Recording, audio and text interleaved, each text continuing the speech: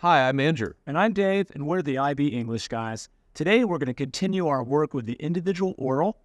We've talked about global issues. We've talked about refining things. We've selected our extracts, and now we're going to do the fun work. We're going to annotate our extract and do some close reading. Yeah, remember, folks, this is part of our 2024 update on the individual oral. The last time we made these videos is about 2 years ago, and we feel like we've improved, and we want to share this knowledge with you in a more comprehensive but yet concise way. Yeah, that's right. That's right. So we're going to offer 3 different approaches to annotating the extract. All 3 of them, you will see the student doing some deep thinking, finding references, labeling authorial choices. They were going to say, we're good ideas. This is what Mr. Giles calls the heavy lifting. So we're going to look at 3 different ways how that comes into play. Yeah. Giles, why don't you take us through the first one? Yeah. So let's look at the global issue first. This will help you understand kind of what we're looking at.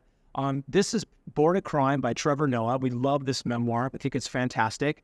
The global issue reads as follows. Mixed-race individuals face great challenges in assimilating into a community and face discrimination from various racial groups. Yeah, really comprehensive global issue statement. We can tell the students done some good wordsmithing there. Keywords I'd be thinking about are that idea of mixed race and how that's challenging for people. I'd look at that idea of assimilation, and I think about that discrimination and the hardship. So as I look at my extract, I'd want to be trying to link into those ideas and talk about how authorial choices illustrate those key ideas. Am I on track? Yeah, you are on track. And this is Trevor Noah. Trevor Noah is a mixed race person, and he's thinking about his identity in this memoir. It's very powerful. So what do you say we look at the first paragraph and talk about, sort of what the student has done and try to unpack that metacognitive process for our viewers? Yeah, that's great. So we got 3 columns that we're looking at. The center column is the passage itself. We've highlighted some of the different phrases in blue that we might want to be looking for. On the left, we have the big ideas. So we see, first of all, the racial slurs and the verbal abuse that Trevor Noah is talking about. These are the words that he was called. Yeah, and that comes out through the dialogue and the syntax. We can see that over on the right-hand side where we're sort of tracking those authorial choices. And through that authorial choice of using that sort of that dialogue, that colloquial language, that's how the racism and the racial slurs are coming into play there. That's right. And that's how he faced some of those challenges of assimilation. So he's thinking about that. The next paragraph, we're really talking about this idea of ostracism and alienation, that apartheid really separated these groups, and they pitted groups against each other. That's what he's talking about. This is all part of his struggle to fit in. Yeah, and in terms of the authorial choices, the way Trevor Noah brings that out is he's bringing in some humor with some hypothetical dialogue. I can see you smiling. Why is smiling? Well, it's funny because he's talking about a nightclub. He's comparing it to a nightclub, kind of using an analogy or an extended metaphor to compare like a bouncer at the door who's letting you in the and nightclub. In this case, the bouncer is apartheid, right? Yeah, that's right. And then it's how we have to argue about being let in or not and being on this in club.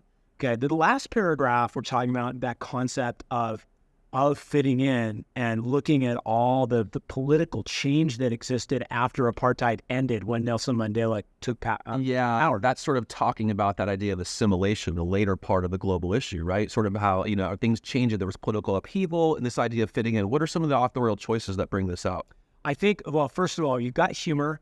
The way he's talking about Nelson Mandela, the way, some of the humor, the tone that he uses, but also I love what he does with syntax and sentence structure. He talks about black is in charge, black is beautiful, black is powerful. This is the power shift. Yeah. So now suddenly... Well, you've got the cause and the effect of the global issue, Mr. Giles, which is what we talked about in the last video. So this is a really well-chosen extract, I would say. I agree. Now, can the student talk about all those things? Probably not, but they've done some really heavy lifting. Yeah. Okay, let's look at another method. This other method is 2 different texts. We're going to look at a Mary Oliver poem now. Yeah, and in this case, we see that the student has made a table, okay? And before we can actually unpack the table, let's just take quickly a look at this global issue. The global issue is as follows. Human beings must learn to appreciate nature in order to take responsibility for their part in contributing to climate change. Okay, really rich global issue, Mr. Giles. We see different words here. We see words like appreciating nature, responsibility, and kind of that notion of their part in climate change. Yeah. Let's talk a little bit about the table, how they organize this work. Yeah, so this is also a table taking the text. So on the left column are the actual references taken from the lines of poetry. So we got that. This is the poem, the part in blue here.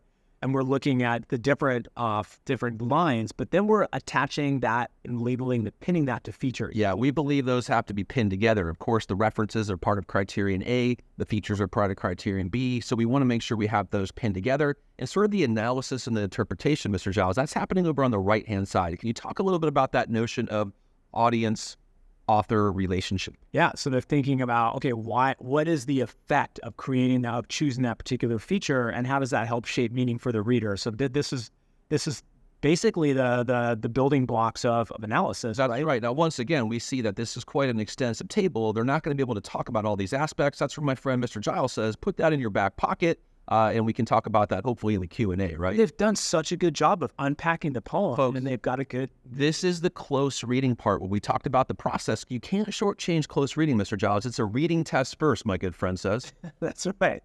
Okay, the last version of annotating is something that we've all done plenty of, is just actually putting pen to paper. In this case, they use their iPad. Okay, where they're taking the text. This is a passage from A Doll's House. Again, a really powerful passage that's been selected. Mr. Giles, I look at this and I see that they've kind of grouped their lines. Can you talk a little bit about how the student has gone about this? Yeah, I mean, I think they've made a table and they've very clearly delineated the different speakers to be able to really clearly see when Nora speaks and when Helmer speaks. That makes it a little bit easier to look at and for her to unpack. But I see a lot of really rich thinking and writing where they're labeling features, but also thinking about the deeper idea. Yeah, we know that everybody works a little bit differently. This would be more in tune, similar to a mind map. I see lots of arrows and brackets and grouping of information, and I think that this is going to work well for this particular student. Yeah, there's a lot of little snippets of language that have been highlighted, but they're not just highlighted, they're highlighted, and then we see in red the student is labeling them and thinking about the deeper meaning. Yeah, that's the rich thinking. Regardless of which way you choose to annotate your extract, remember, we must be focused. We must do some really good close reading here. Unpack as much as you can, and then you're going to isolate the key words, the key phrases, the key authorial choices that support that global issue, okay? Stay with the channel. Come on back and check out future videos. We will continue leading you to I/O success in our 2024 I/O reboot. Thanks for watching, and see you next time. Thanks, guys.